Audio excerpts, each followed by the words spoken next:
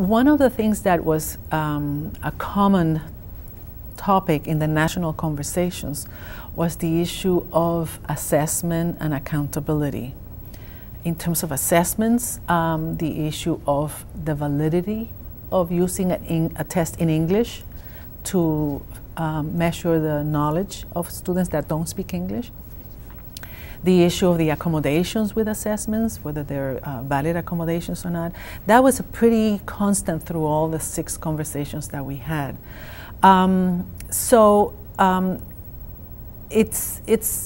It's an area that has been addressed in the sense that the department issued 2 Race to the Top competitive grants to develop the next generation of assessments, and they are required to address the validity of using that new test with English language learners. And as a matter of fact, we had a whole day of technical assistance that brought experts in the field of English language development to the consortia to address how to go about doing that.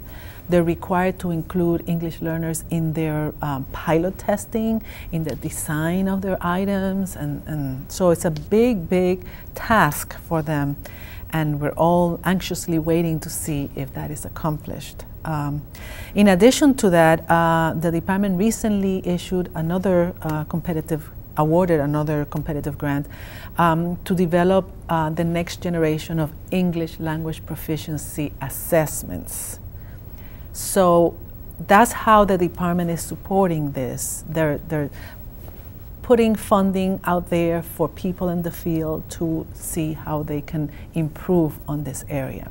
So that's something that we're trying to address, the concern about validity of assessments.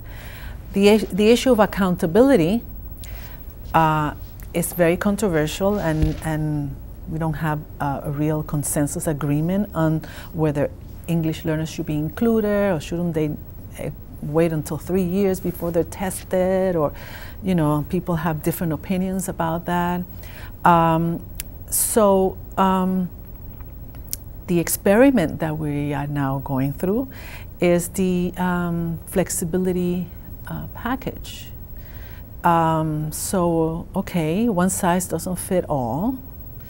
So let's see if we have out in the field some ideas of how to improve the accountability, making sure that it's a meaningful accountability and that it does not mask the performance of the subgroups. So we're waiting to see what the next possible system of accountability. And I think everybody's sort of struggling in that area.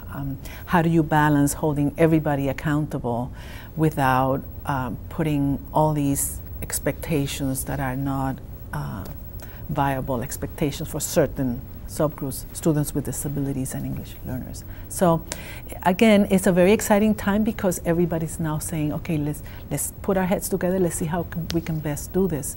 And we are not saying, oh, we have the answer.